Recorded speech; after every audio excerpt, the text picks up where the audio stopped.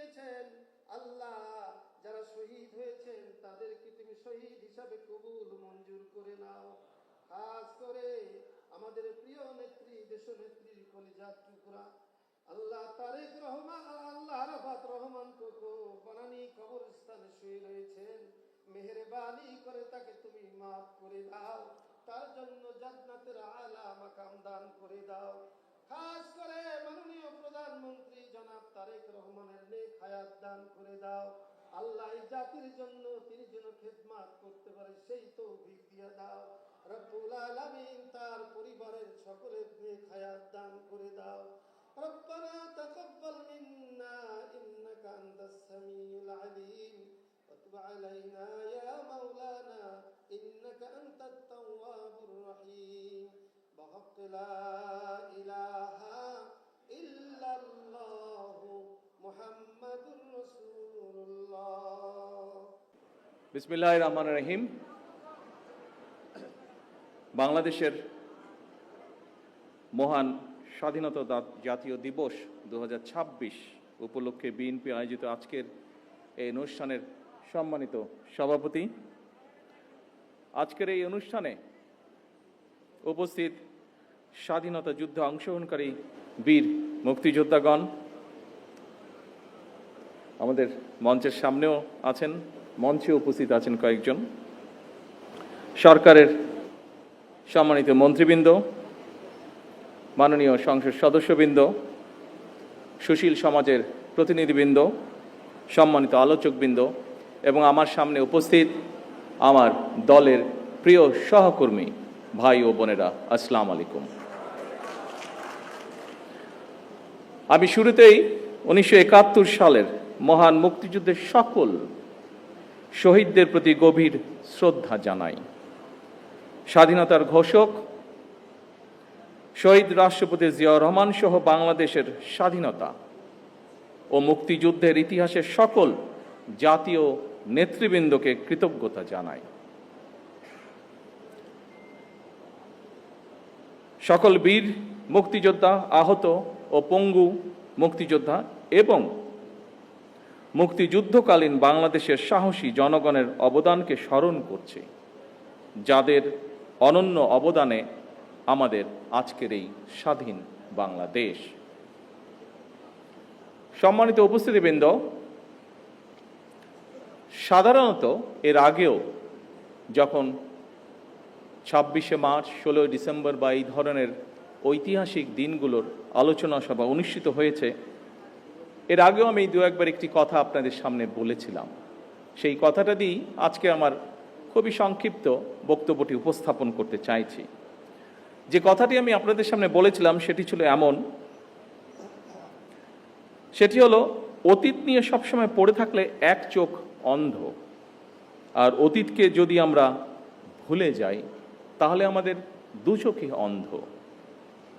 সুতরাং আমরা যেমন অতীতকে একদম ভুলে যাব না, ভুলে যাওয়া চলবে না, ঠিক একইভাবে অতীতেও আমরা দেখেছি, খুব বেশি দিন না, নিকট অতীতেও আমরা দেখেছি যে অতীত নিয়ে এত বেশি চর্চা হয়েছে যেটা আমাদের সামনে যে সমৃদ্ধ ভবিষ্যৎ আছে সেই ভবিষ্যৎকে বাধাগ্রস্ত করেছে। সম্মানিত উপস্থিতিবৃন্দ, এখানে আলোচকবৃন্দ কয়েকজনই তাদের বক্তব্যে বলেছেন, বাংলাদেশের ইতিহাসের সবচেয়ে গৌরবজনক অধ্যায় আমাদের স্বাধীনতা এবং 1971 সালের মহান মুক্তিযুদ্ধ। বাংলাদেশের জন্মযুদ্ধের এই গৌরবজনক ইতিহাস নিয়ে আপনারা যারা আজকে মঞ্চে উপস্থিত, যারা আলোচনা করেছেন, তাদের মধ্যে বেশ কয়েকজন উপস্থিত আছেন যারা সরাসরি মুক্তিযুদ্ধে অংশগ্রহণ করেছিলেন, মুক্তিযুদ্ধের সময়ের নৃশংসতা প্রত্যক্ষ করেছেন সেই সকল মুক্তিযোদ্ধা সরাসরি। আমরা যারা ছোট ছিলাম বা আমাদের সাথে যারা ছিলেন, আমাদের থেকে একটু বড় ছিলেন, তারা আমরা বিভিন্নভাবে, সেটি মিডিয়া হোক, বই পুস্তকের মাধ্যমে, বিভিন্ন দলিলের মাধ্যমে আমরা সেটি দেখেছি। কিন্তু আমাদের সম্মানিত মহাসচিব তার বক্তব্যে বলে গেছেন, শেষ পর্যন্ত তৎকালীন বিশ্বে অন্যতম শক্তিশালী সেনাবাহিনী ছিল, তাদের বিরুদ্ধে আমরা আমাদের বিজয় ছিনিয়ে এনেছিলাম এই বাংলাদেশের মানুষ। সুতরাং প্রজন্ম ধরে স্বাধীনতা এবং মুক্তিযুদ্ধের যে গৌরব গাথা তা নিয়ে আলোচনা হবে, গবেষণা চলবে এবং এটাই স্বাভাবিক ব্যাপার। তবে আলোচনা, সমালোচনা কিংবা গবেষণার নামে এমন কিছু করা বা বলা অবশ্যই আমাদের জন্য ঠিক হবে না, যেটি আমাদের স্বাধীনতা এবং মুক্তিযুদ্ধের যে গৌরব ইতিহাস তাকে কোনোভাবে খাটো করতে পারে। সম্মানিত উপস্থিতিবৃন্দ, সম্মানিত সভাপতি, মঞ্চে উপস্থিত আলোচকবৃন্দ, বাংলাদেশের স্বাধীনতার ঘোষণা এবং এর প্রেক্ষাপট নিয়ে আপনাদের বক্তব্যে অনেক তথ্য উঠে এসেছে, অনেক অজানা তথ্য, যা এই মঞ্চে সহ অথবা সামনে যারা বসে আছেন, বাইরেও বহু মানুষ আজকের এই আলোচনা শুনছেন, অনেকেরই হয়তো অনেক কিছু জানা ছিল না। কিন্তু আলোচকবৃন্দের বক্তব্যে আজকে এই রকম অনেকগুলো বিষয় উঠে এসেছে। আজকে বাইরে এখানে আসার সময় আমি দেখেছি তরুণ প্রজন্মের অনেক সদস্য ভিতরে আসতে পারেননি, জায়গা সংকুলনের কারণে তারা ভিড় করেছেন। আমি একটু আগে মহাসচিব সাহেবকে বলছিলাম, আমাদের এখানে ভেতরে হলরুমেও আজকে অনেক নতুন তরুণগুলো আমরা দেখতে পাচ্ছি। সেই তরুণ প্রজন্মের দৃষ্টি আকর্ষণ করে খুব সংক্ষেপে দু একটি কথা আমি বলতে চাই। বাংলাদেশের স্বাধীনতা এবং মুক্তিযুদ্ধের অন্যতম অনিবার্য চরিত্র শহীদ রাষ্ট্রপতি জিয়াউর রহমান।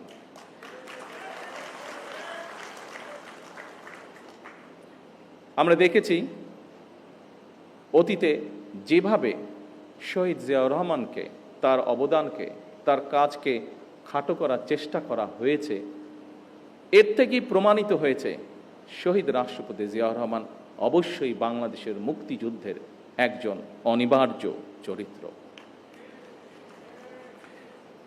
কিন্তু সম্মানিত উপস্থিতিবৃন্দ, শহীদ রাষ্ট্রপতি জিয়াউর রহমান হঠাৎ করেই কিন্তু স্বাধীনতার ঘোষণাটি দেননি।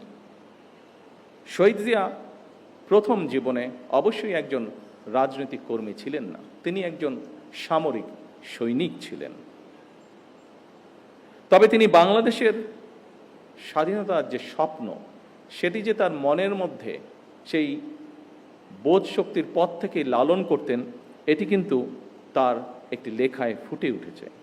স্বাধীনতার চিন্তা, চেতনা যে তিনি ধারণ করতেন, একটি স্বাধীন বাংলাদেশের জন্য যে তার একটা দীর্ঘ মানসিক প্রস্তুতি ছিল, সেটি আমরা তার একটি লেখা থেকেই পরিষ্কারভাবে বুঝতে পারি। কথাগুলো আমার নয়, কথাগুলো কারো মন গড়াও নয়, এই কথাগুলো আমরা তার নিজের লেখনী থেকে আমরা জানতে পারছি। আমরা স্বাধীনতা এবং মুক্তিযুদ্ধ নিয়ে শহীদ জিয়ার নিজের লেখা একটি প্রবন্ধ আছে। প্রবন্ধটির নাম একটি জাতির জন্ম। সেখানেই এই কথাটি আমি আগেও বলেছিলাম, একটি জাতির জন্ম প্রবন্ধটি, সেখানে প্রবন্ধটি যথেষ্ট বড়। আমি খুব সংক্ষেপে সেই প্রবন্ধের দু একটি লাইন আপনাদের সামনে বলবো, যেখান থেকে পরিষ্কার হয়ে যাবে পুরো বিষয়টি। এই প্রবন্ধের মাধ্যমে আমরা জানতে পারি যে স্বাধীন বাংলাদেশ, সার্বভৌম একটি বাংলাদেশের স্বপ্ন বহুদিন যাবৎ শহীদ জিয়ার মনে শহীদ জিয়া লালন করছিলেন। শহীদ প্রেসিডেন্ট জিয়াউর রহমানের লেখা নিবন্ধটি দৈনিক বাংলা পত্রিকার প্রথম 1972 সালের 26শে মার্চ প্রকাশিত হয়েছিল। এই প্রবন্ধটি ছিল বাংলাদেশের প্রথম স্বাধীনতা দিবস। 1971 সালে দেশ স্বাধীন হবার পরে প্রথম যে আমরা স্বাধীনতা দিবস পালন করি, সেই দিবস উপলক্ষে যে প্রথম ক্রোড়পত্রটি প্রকাশিত হয়েছিল, সেই ক্রোড়পত্রে এই লেখাটি ছাপা হয়েছিল বা প্রবন্ধটি ছাপা হয়েছিল। প্রবন্ধটি ছিল এইরকম, যেই লাইনটি আপনাদের সামনে আমি উল্লেখ করতে চাইছি। এই প্রবন্ধটি বা নিবন্ধটির শেষ প্যারায় শহীদ জিয়াউর রহমান লিখেছিলেন, তখন রাত 2:15 26শে মার্চ 1971 সাল। রক্তের আখরে বাঙালির হৃদয়ে লেখা একটি দিন। বাংলাদেশের জনগণ চিরদিন স্মরণ রাখবে, এই দিনটিকে স্মরণ রাখবে, ভালোবাসবে।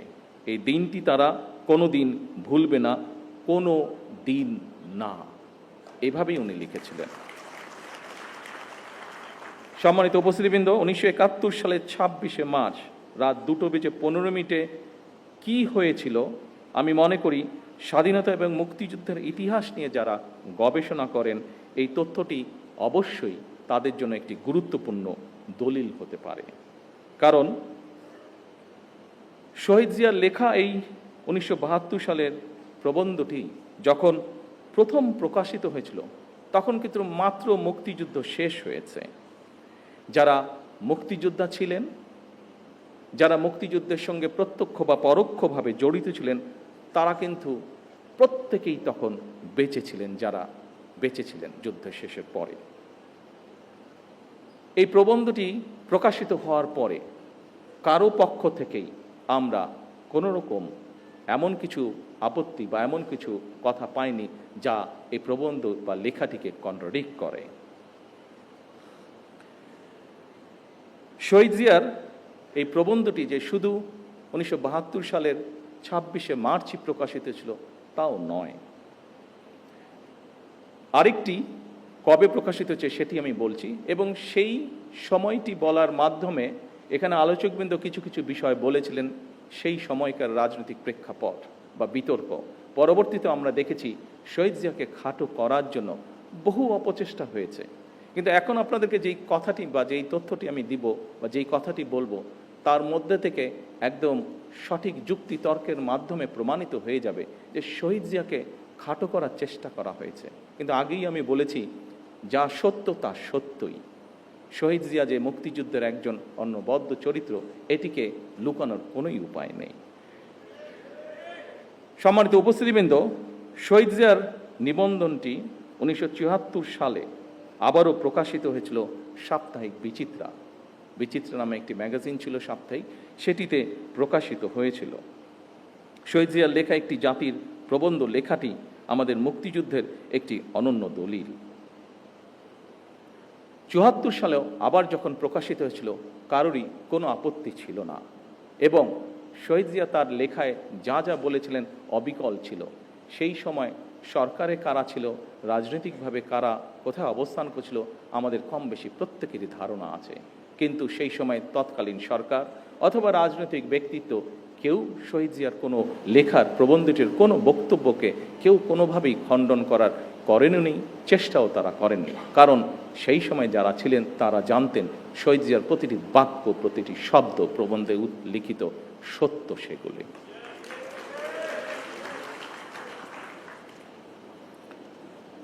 সম্মানিত সভাপতি, মঞ্চে উপস্থিত সুধীবৃন্দ, সম্মানিত নেতৃবৃন্দ, আমার সামনে উপস্থিতিবৃন্দ, সাংবাদিক ভাইরা, প্রিয় সহকর্মী ভাই ও বোনেরা, বছরের পর বছর, এমনকি যুগের পর যুগ ধরেও বিশ্বের যেখানে যারা স্বাধীনতার লড়াই করেছেন, সংগ্রাম করেছেন, একমাত্র তাদের পক্ষেই উপলব্ধি করা সম্ভব স্বাধীনতার মূল্য কতখানি।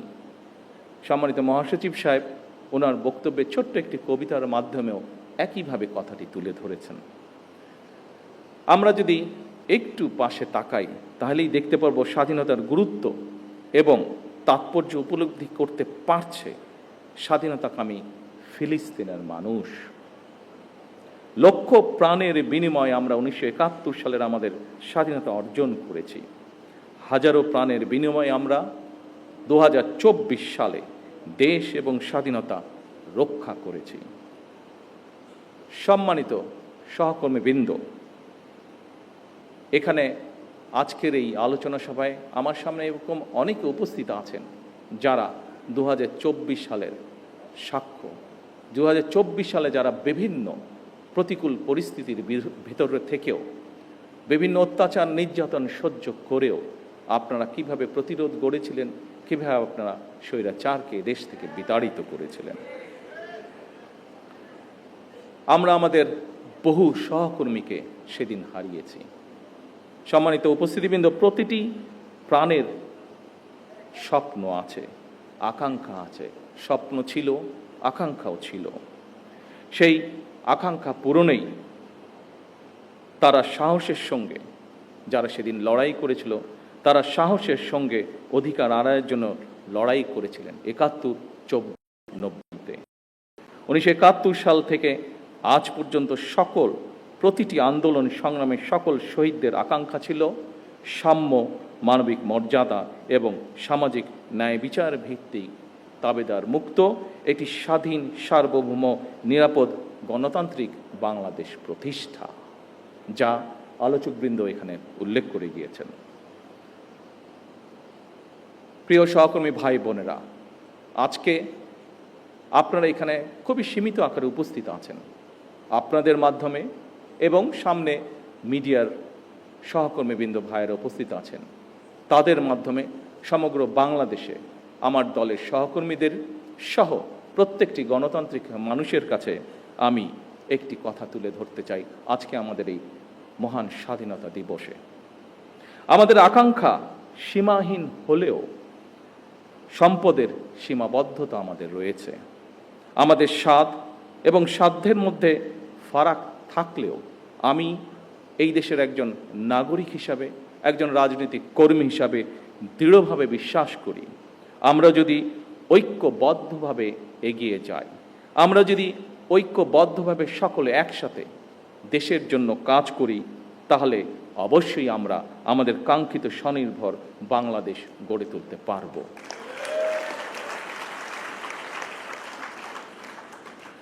বর্তমান গণতান্ত্রিক সরকার আপনাদেরই সরকার।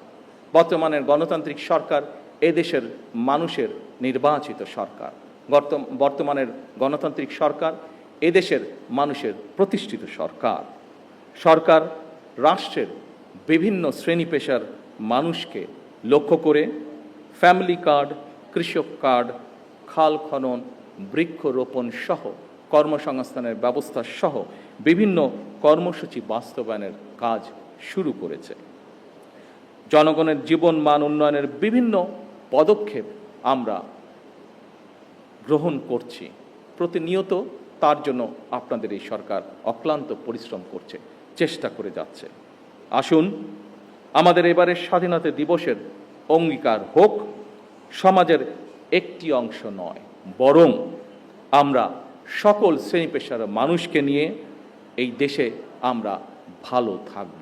এটিই হোক এই স্বাধীনতা দিবসের অঙ্গীকার। আসুন আমরা প্রত্যেকে একসাথে সহাবস্থানের মাধ্যমে প্রত্যেকে খারাপকে দূরে ঠেলে দিয়ে ভালোকে সাথে নিয়ে ভালো থাকার চেষ্টা করি। এই হোক আমাদের আজকের স্বাধীনতা দিবসের অঙ্গীকার, প্রত্যাশা, প্রতিজ্ঞা, শপথ। আল্লাহ হাফেজ। বাংলাদেশ জিন্দাবাদ।